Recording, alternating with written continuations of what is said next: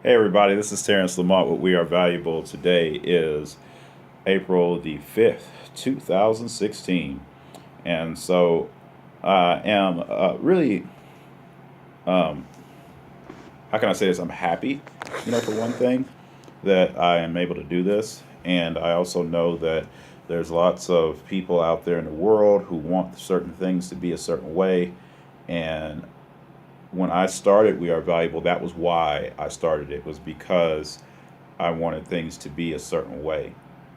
I wanted to create with the universe and I wanted to cooperate with what had been created and what had come before, and also try to add my own piece to it so that it would become greater than what it already was. So that's what We Are Valuable Media is about. And it's also something that I'm sure you guys have heard me talk about before, that it's about us. It's about you, it's about me, it's about we.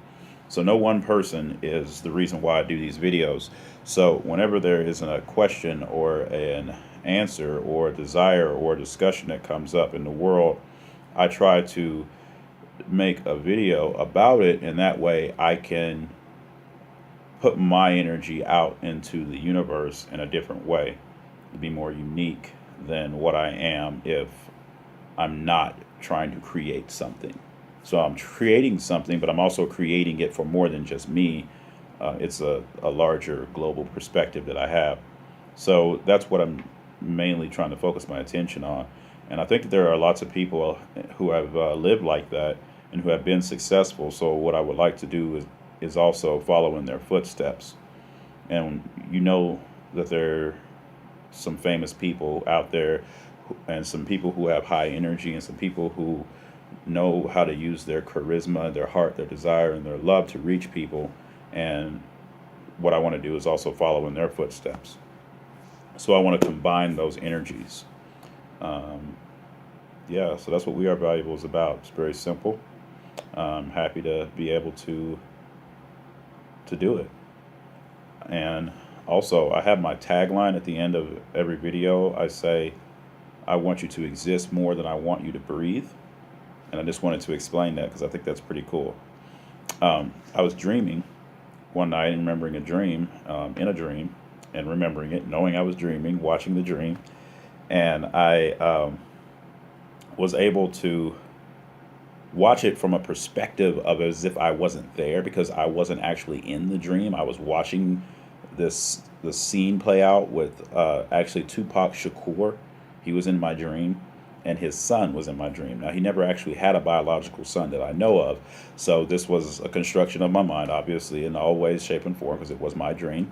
So I'm watching Tupac interchange energy and discussion with his son.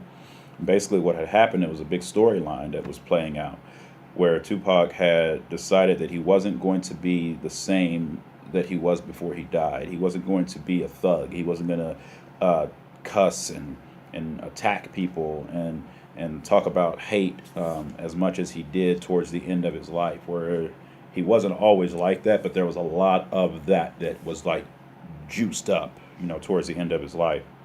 And so he was also making some other changes that people didn't really know about. People weren't really, people still don't know about, that he was doing some certain things that were going to help to construct a new way of seeing hip hop music and rap music, similar to what Kendrick Lamar is doing now. So there was that knowledge that I have. And so I think it was part of like what was going on for me in my mind, that there was some connection to what he was going to create and what he wanted to create. And so in this dream, he's kind of playing out this storyline of him and his son interacting with each other, and him trying to tell his son that he's turning over a new leaf. He's not going to be doing this same thing anymore. He doesn't want people to remember him like that. And so he was ramping up and doing that stuff, and he really just let it all go. But his son was still following in his older footsteps. His son was still looking at the thug life. His son still wanted to be kind of like you know, a bad guy, so to speak. An evil influence in the world or something of that nature was still like in his son's mind. And remember, this is in a dream. So he wanted to do that. And so Tupac was trying to tell him, he was trying to talk him out of it. He was trying to understand him and also trying to help him to see that there's not any benefit. He wanted him to see that there's not any benefit in living like that. The benefit would be in improving his life and understanding himself more and more every day and living better and better and improving.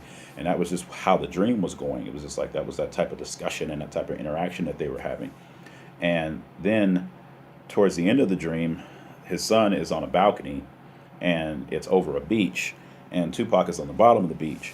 And Tupac writes in the sand, "I want you to exist more than I want you to breathe." And that was it. And his son started crying. And so it was a very special dream that I had. I thought it was an incredible dream. And so I decided that that was a part of me that was speaking and that I wanted to continue that conversation. I wanted to continue the conversation of existing more than breathing. So that's part of why we are valuable is also in existence. So I want you to exist more than I want you to breathe. It's Terrence Lamont, and we'll talk again.